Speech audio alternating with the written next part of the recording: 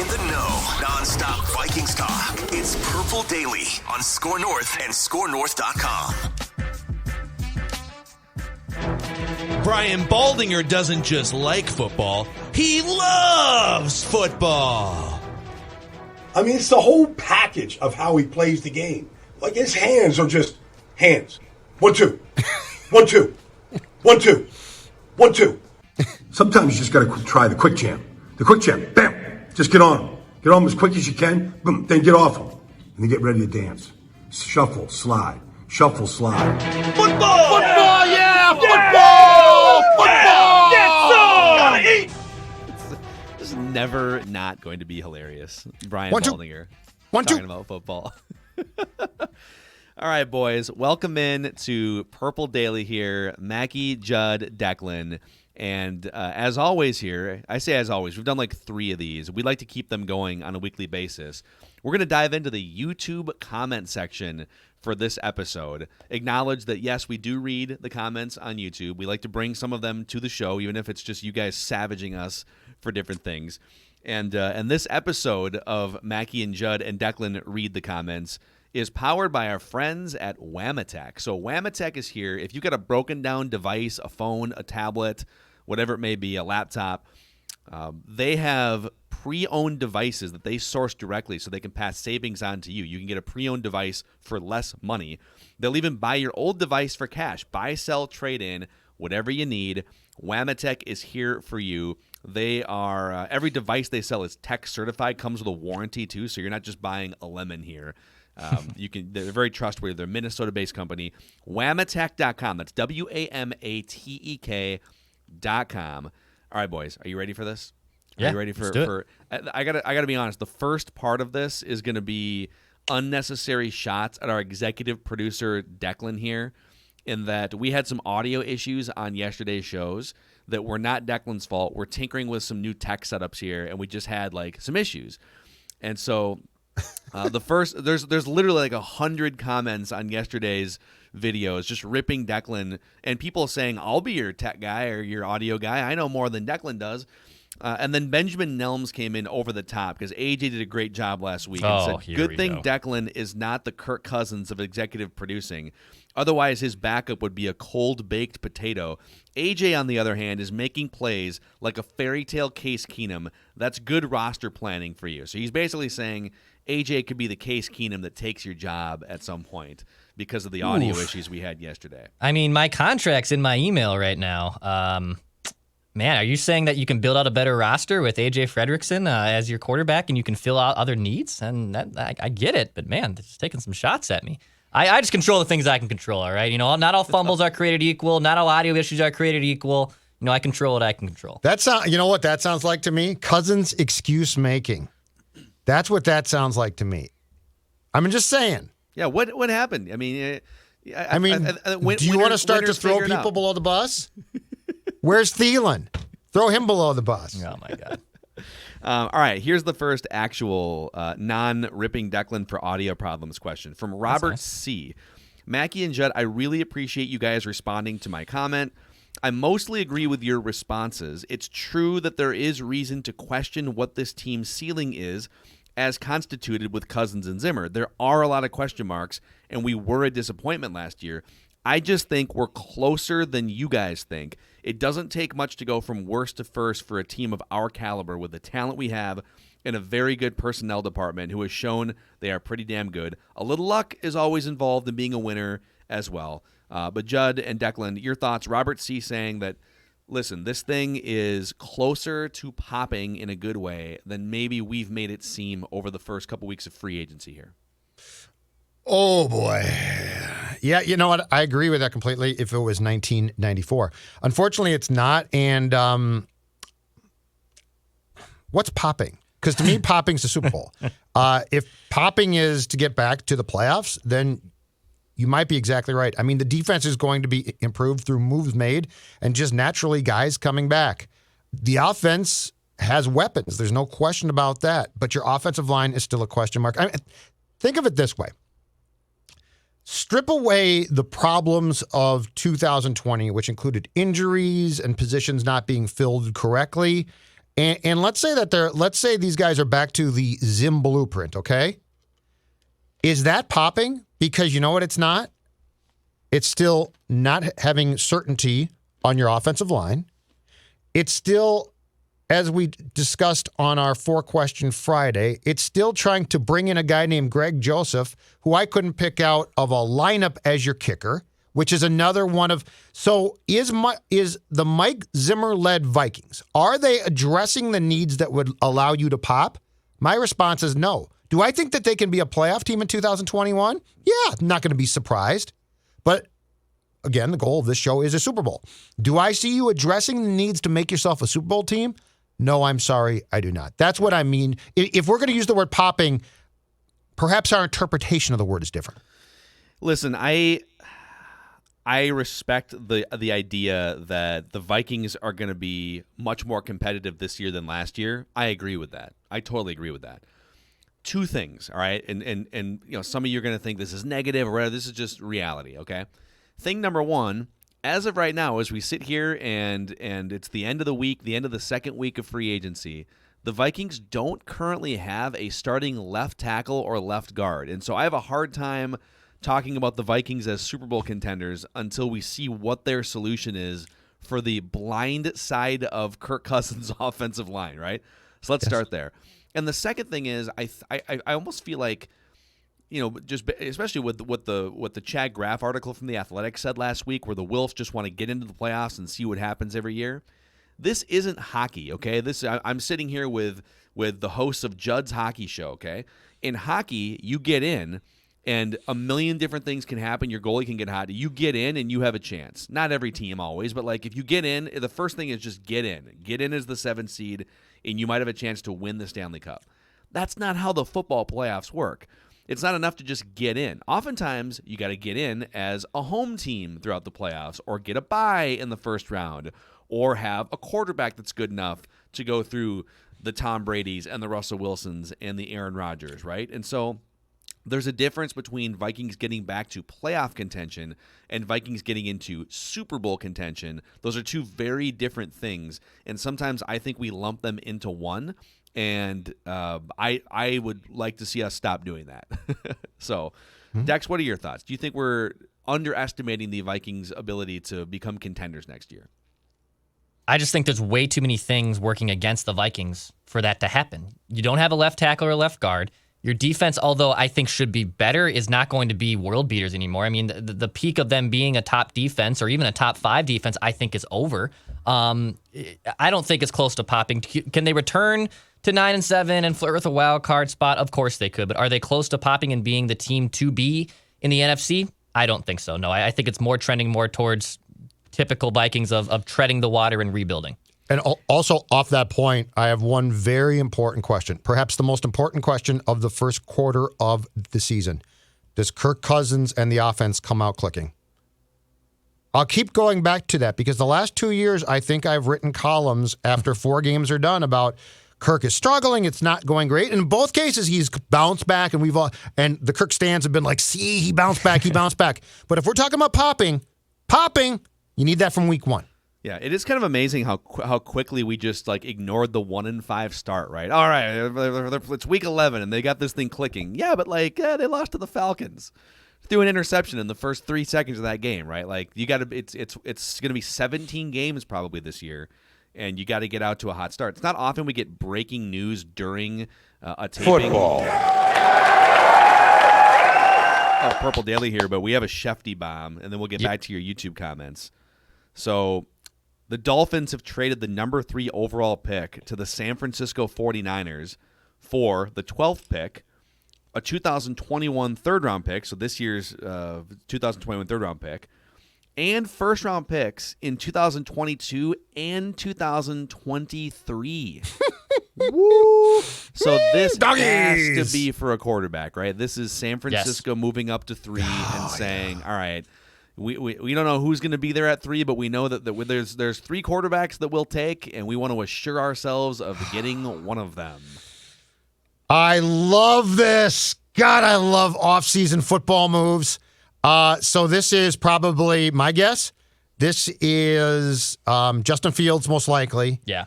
being taken by San Fran, Garoppolo being traded back to the Patriots. So he goes back there because I think that Cam contract, as surprising as that was, I think it falls in line with a potential backup contract. It's not like a crazy contract. Yeah. So Garoppolo goes back to Belichick and starts for the Patriots.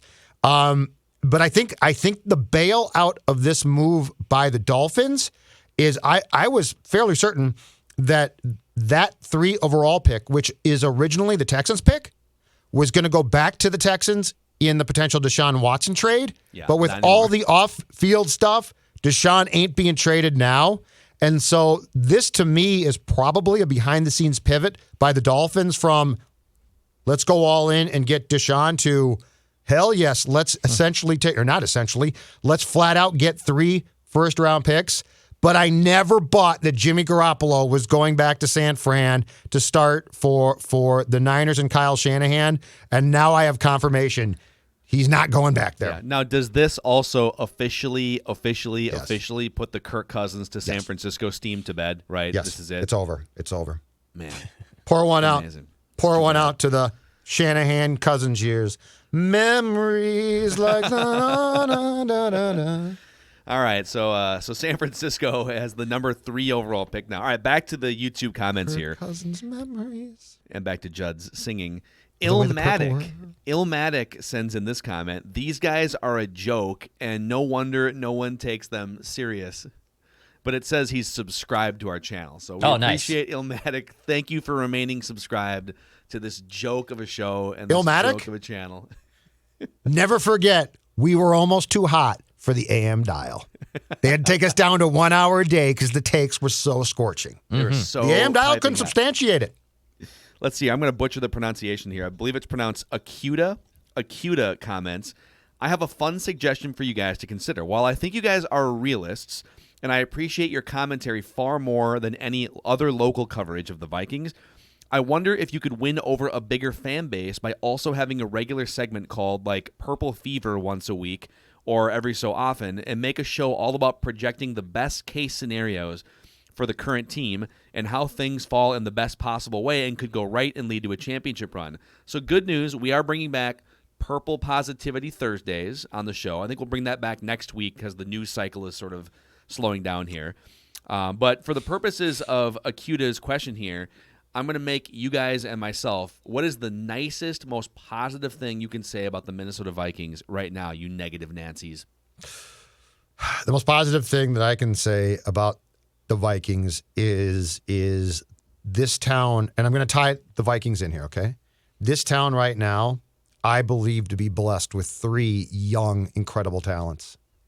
Justin Jefferson, who was a great draft pick, flat out replaced Stephon Diggs, Kirill Kaprizov of the Wild, and Ant Edwards of the Wolves.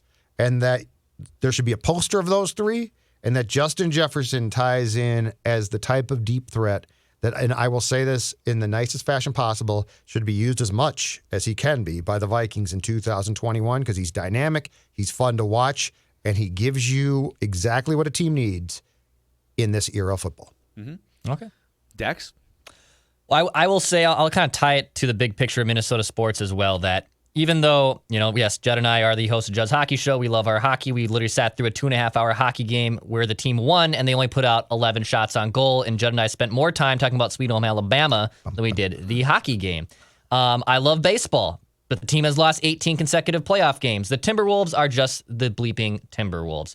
But when the Vikings win a Super Bowl, it is going to be insane in this state. And I can't wait for that to happen. And if you granted me one wish right now of all those 4 teams who could win a championship in the next calendar year, I would say the Vikings every single time. And I love the Twins and Wild too, but it'd be the Vikings because I would love to see what that reaction would be.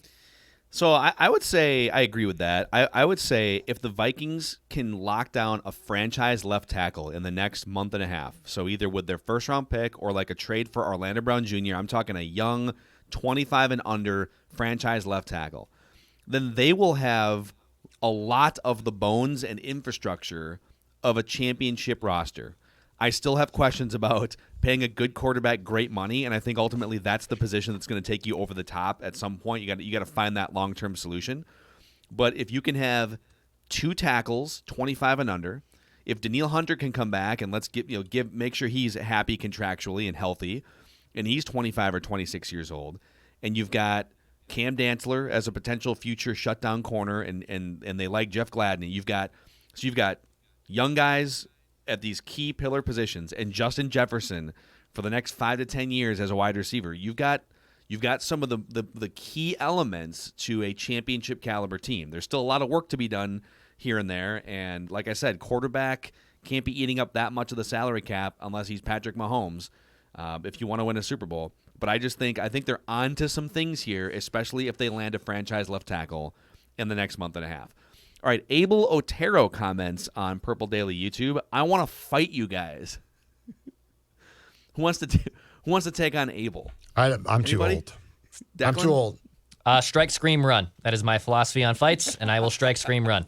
Does he have a reason? Does he have a particular take he didn't like? Does he have something he's objecting to? I don't remember which video this comment was posted on, but Okay. he didn't like one of our takes. I don't want to He fight. wants to fight us. I'm too old to fight. My back hurts from this morning. I Goddard says, do you think it's most likely that the Vikings brain trust looked at the fact that the offense was near the top and the defense was near the bottom, and therefore we need to do way more with the defense, and the offense was okay, we can just let it take over for one more year?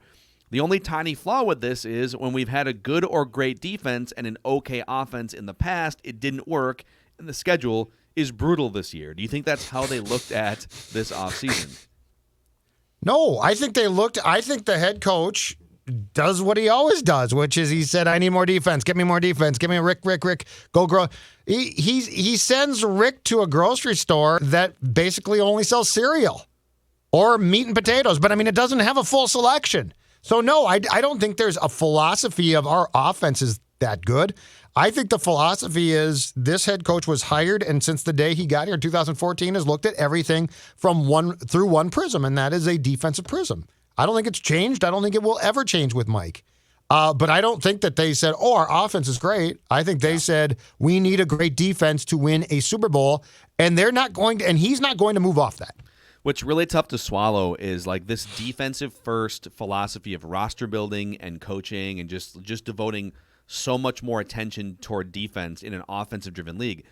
They had the formula in 2017. They had luck on their side with injuries. They had a bunch of players emerging into their prime together, and they had momentum and a 13-3 regular season.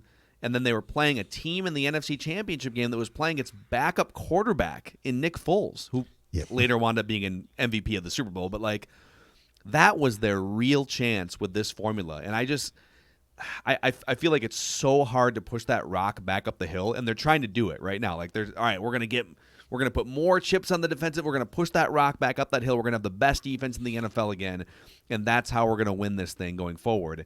It's so hard. They're good at it. Like Mike Zimmer is good at it, and I believe that when he has the pieces that he wants, that he's gonna put this thing back in the top 10 defensively. But it is not the path of least resistance, and you wonder why the Vikings only have like once every 10 years they pop up and go to the NFC Championship game and have a team that you actually think can win the Super Bowl, right? And that's because they never have the long-term sustainable franchise quarterback. And apologies to the Kirk stands. Kirk is a good quarterback. He's not a top 5, top 6 guy that's going to put you in contention year after year after year after year. He might help you get to like borderline playoff contention year after year after year, and he's certainly like 2-14 proof because he's good enough. But the real formula for year after year after year sustainable Super Bowl caliber contention success is to have a quarterback for 10 or 12 years that's in that mix. And so, in the absence of that, maybe they have to try and do it with defense, right? They gave Kirk Cousins all that money, and so they're probably thinking, all right, well, I guess our only path is to build up a monster defense. But anyways, here's another question for you guys. I think this is more a shot directed at me. Come to realize this is from KR. Come to realize these mock draft videos with Mackey just are pointless as he doesn't watch college football or know the prospects at all. Laugh out loud. He just looks at their positions. If he truly watched college football, he would know who Wyatt Davis is, once projected top 10 guard, but had an off season and then got injured at the end of the season. You are 100% right, KR. I do not Yeah, study defend yourself. interior college football offensive linemen. A year ago, I was on the Wyatt Davis bandwagon. Defend yourself. KR, I just want to say this message is spot on.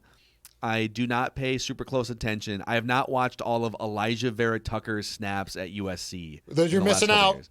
All right. Just want you to know Then that. you're missing out. Elijah Vera Tucker. I don't know, guard or tackle. That's a question I ask myself every night before I go to bed. Guard or tackle. Pray to the football gods every night. Please, all Lord. right, that's all the YouTube comments we have for today. By the way, Declan's been doing these Sunday night Vikings vent line sessions. So if you want, just hit him up on Twitter. Just DM him at Dex's tweets if you want to be part of the Sunday night live interactive Corona Hard Seltzer clankin' show. Is that right. fair? Yes, it is. It's very fair. Cool. All right, boys. Good session there. We took a couple punches there from the YouTube comments, but I think Well, the guy wants to fight us, but I don't know why. it's because we're negative. Yeah. We're too negative sometimes. Maybe That's you guys, not me. We'll No, be- no, not I got my purple Positivity- sunglasses on. Purple Positivity Thursday will be coming back. And if you just want unabashed, like just complete shameless Vikings positivity, there's plenty of places for you guys to find that too. We bring a little balance and reality here. I don't know what you're once in talking a while. about. This town is tough on the Vikings. So thanks for hanging out with us on Purple Daily. We'll see you guys next time from the TCL studios.